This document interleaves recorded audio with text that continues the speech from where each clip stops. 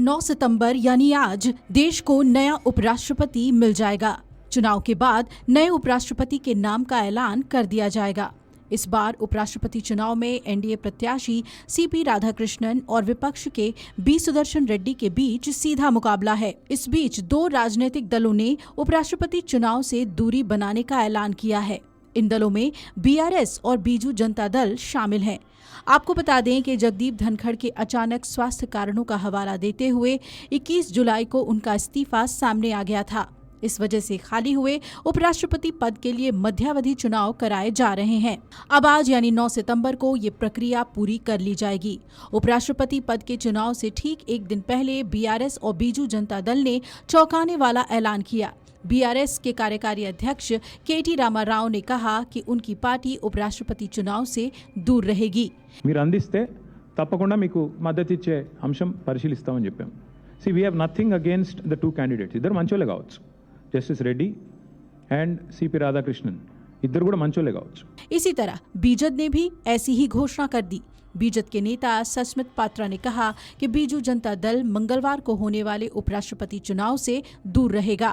उन्होंने आगे कहा कि बीजद अध्यक्ष नवीन पटनायक ने ये फैसला लिया है कि पार्टी के सांसद उपराष्ट्रपति चुनाव में मतदान से दूर रहेंगे।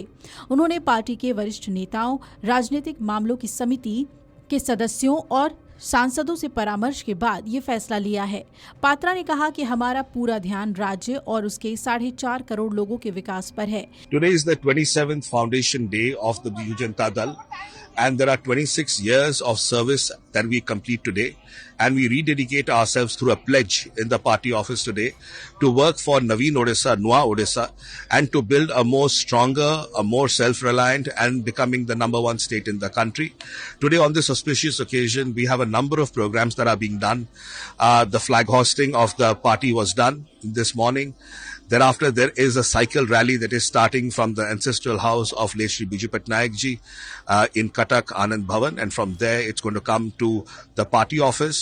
It is going to be followed by a blood donation camp at the party office, and at this morning again Honorable Chief Minister Shri Naveen Patnaik ji will be offering floral tributes to late Shri Biju Patnaik ji at the Forest Park. And across all the 147 assembly constituencies, across every 30 district of Odisha, we're going to have large number of plantation drives, blood donation camps, and we are going to rededicate ourselves today to the service of 4.5 crore people of Odisha. Biju Janata Dal, as you know, has been the most successful regional party ever, with Honorable Chief Minister Shri Naveen Patnaik ji being the Chief Minister of the state of Odisha for 23 years, and we are working harder and stronger to continue serving the people of Odisha. वहीं BRS के कार्यकारी अध्यक्ष केटी रामाराव ने सोमवार को कहा कि उनकी पार्टी 9 सितंबर को होने वाले उपराष्ट्रपति चुनाव से दूर रहेगी।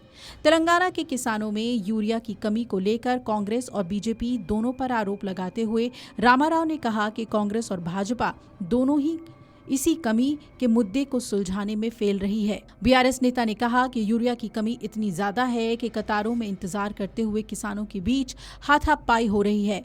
ऐसे में हम मतदान से दूर रहेंगे, हम इसमें हिस्सा नहीं लेंगे। आगे उन्होंने कहा कि अगर उपराष्ट्रपति चुनाव में नोटा का विकल्प उपलब्ध होता तो बीआरएस इसका इस्तेमाल कर सकती थी। उपराष्ट्रपति चुनाव की तैयारियों के बीच सत्तारूढ़ एनडीए और विपक्ष के इंडिया गठबंधन दोनों के बीच कड़ी टक्कर है। ये एनडीए और इंडिया गठबंधन के बीच एक तरह से शक्ति प्रदर्शन माना जा रहा है। बीजद और बीआरएस के चुनाव से हटने के बाद भी अभी तक अकाली दल, जेडपीएम और वीओटीटीपी के एक सांसद और 3 निर्दलीय सांसदों ने अभी तक अपनी पसंद को स्पष्ट नहीं किया है। उपराष्ट्रपति चुनाव को लेकर संसद में सांसदों की संख्या को देखें तो एनडीए के उम्मीदवार और महाराष्ट्र के राज्यपाल सीपी राधाकृष्णन को बहुमत मिलने के स्पष्ट संकेत हैं।